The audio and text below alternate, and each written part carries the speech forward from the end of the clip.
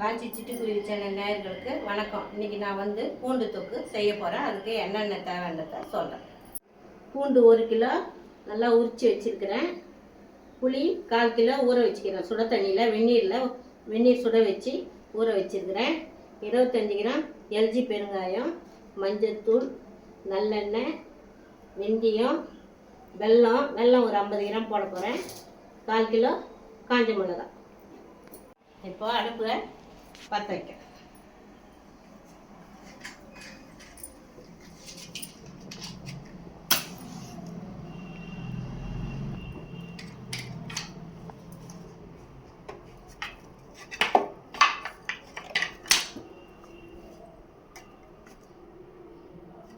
இப்போ கடாயை அடுப்பில் வைக்கிறேன். பெருங்காயம் 25 கிராமுக்கு போடுறேன். எல்ஜி பெருங்காயம்.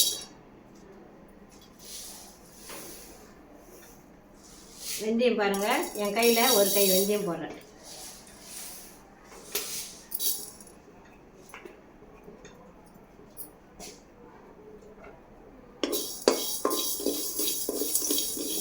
பாருங்கள், வெந்தயம் பொன்னிறமாக வந்துச்சு. ரொம்ப கருக்க வறுக்கக்கூடாது. பொன்னிறமாக வறுத்துட்டு எடுத்துடணும். கடாயை விட்டு எடுத்துடணும். இன்னும் அதிகமாக வறுத்துட்டா நல்லா இருக்காது. கருக்க வறுக்கவே கூடாது.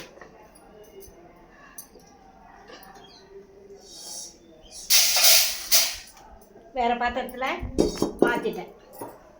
இப்போ கொஞ்சமாக நல்லெண்ணெய் ஊற்றி சும்மா 1 ஸ்பூன் அளவு இந்த மிளகாயை வறுத்து எடுத்துக்கணும்.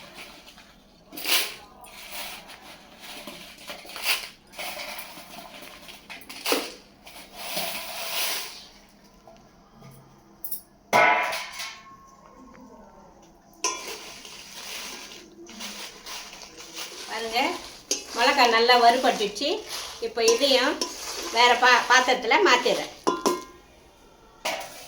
ஏன்னா ரொம்ப கருக்க வறுக்கக்கூடாது. அதுக்காக தான் திட்டமாக எண்ணெய் எதுக்காக ஊற்றுறேன்னா நெடி ஏறாது.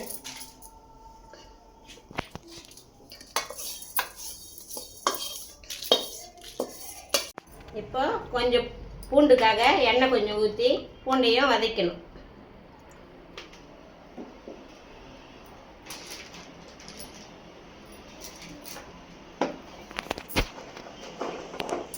உச்சி வச்ச பூண்டை போடுறேன். எண்ணெய் காஞ்சிச்சு.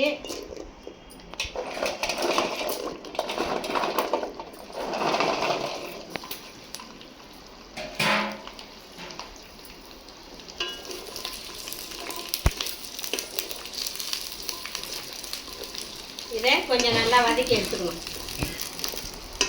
வதக்கி எடுத்து அரைச்சின்னு வரணும். 6 டன் அரைச்சின்னு வந்துட்டு சொல்கிறேன். பாருங்கள், இந்த பதத்துக்கு வதக்கணும். ஒரு பாதி வதங்கிடணும். இப்போ நான் இதை எடுத்துறேன். இதை வந்து 6 டன்னு மிக்சியில் அரைச்சின்னு வந்துடுறேன். மிளகாய், வெந்தயம், பெருங்காயம் இதை 3ஐயும் அரைச்சின்னு வந்துட்டு நான் சொல்கிறேன்.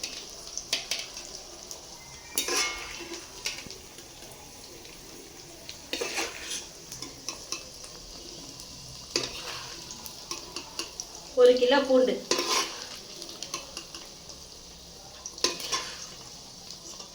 பாருங்கள், பூண்டு அரைச்சின்னு வந்துட்டேன்.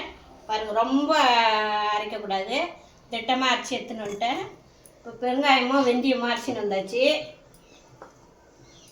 மிளகாயும் அரைச்சின்னு வந்துட்டேன். இப்போ தாளிக்கணும்.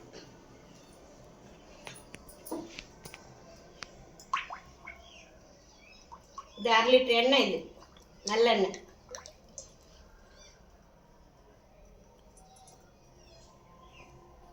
எண்ணெய் காயட்டும், கடுகு போடலாம். பாருங்கள், எண்ணெய் காஞ்சி போச்சு. ஒரு 4 ஸ்பூன் அளவுக்கு கடுகு போடுறேன்.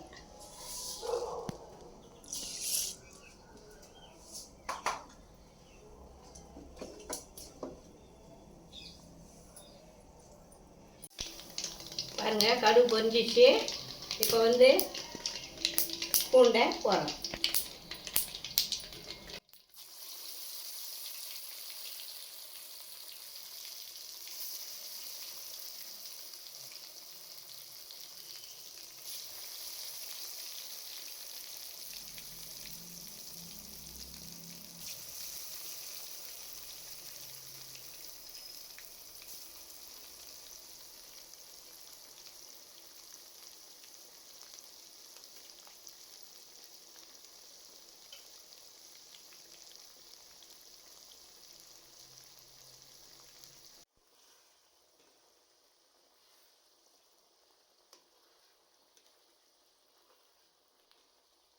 புளி வந்து சுட தண்ணியில் தாங்க ஊற வச்சேன். சுட தண்ணி கொதிக்க வச்சு அதில் தான் ஊற வச்சேன். இப்போது புளி தண்ணி ஊற்றுறேன்.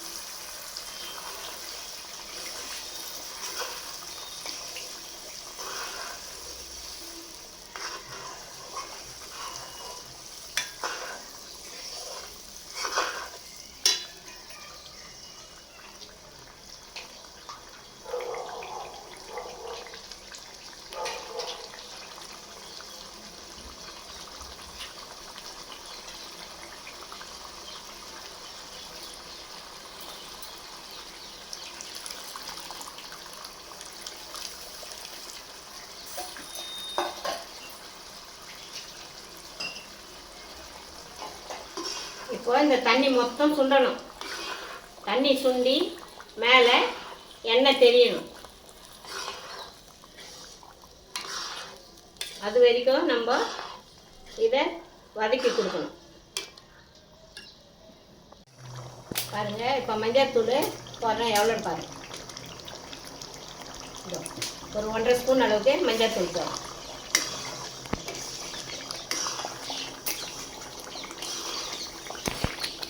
போட்டுட்டு உப்பு போடுறேன்.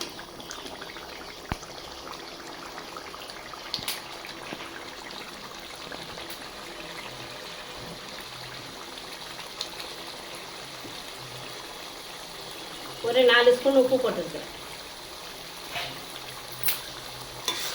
தூள் உப்பு.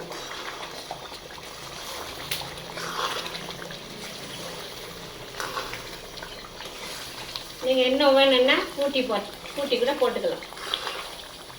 உப்பு கொஞ்சம் அதிகமாக இருந்தாக்கா ஆகாதுன்னு சொல்லிட்டு நான் திட்டமாக போட்டுருக்கேன்.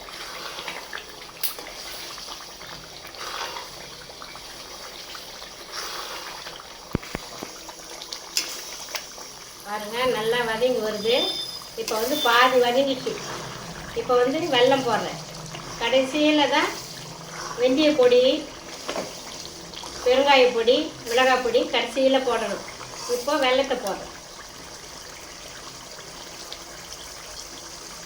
ஒரு 50 கிராம் வெல்லம் போடுறேன்.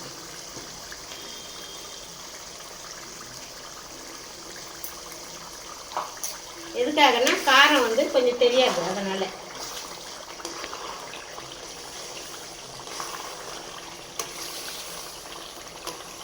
இன்னும் நல்லா வேகணும், சுண்டி வரணும். அந்த புளி தண்ணி மொத்தம் சுண்டி வரணும், எண்ணெய்லாம் மேலே வரணும்.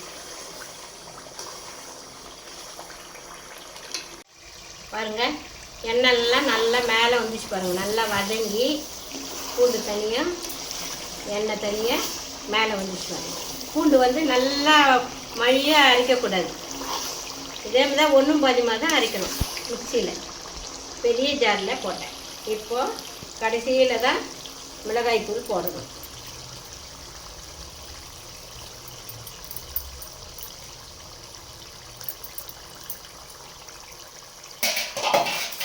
கொஞ்சம் நிறுத்திடுறேன், காரம் பார்த்து கூட போட்டுக்கலாம். பாருங்கள், வெந்தயமும் பெருங்காயம் பொடி,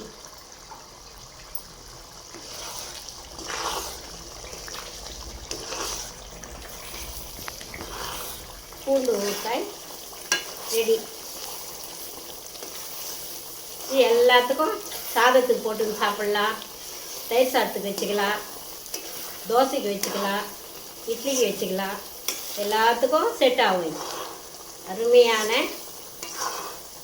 பூண்டு தொக்கு பாருங்க எப்படி இருக்கு. எல்லாம் எண்ணெய் தனியாக. இது 3 மாதத்துக்கு நல்லா இருக்குங்க, கிடவே கிடாது. 3 மாதம் வச்சு சாப்பிட்லாம். நம்ம பொறுமையாக இது மாதிரி வதக்கி செஞ்சோம்னா 3 மாதத்துக்கு வச்சுக்கலாம். அவ்வளோதான்.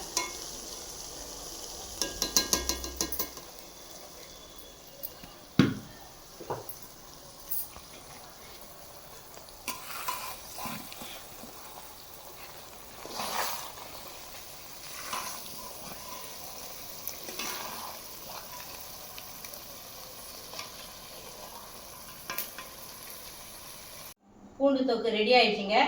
காரம் ஒன்றுன்னா உங்களுக்கு கூட்டியோ குறைச்சியோ பார்த்து போட்டுக்குங்க. ஒரு கண்ணாடி பாட்டிலில் ஈரம் இல்லாத கண்ணாடி பாட்டிலில் போட்டு வச்சிட்டிங்கன்னா 3 மாதம் கெடாமல் இருக்கும்.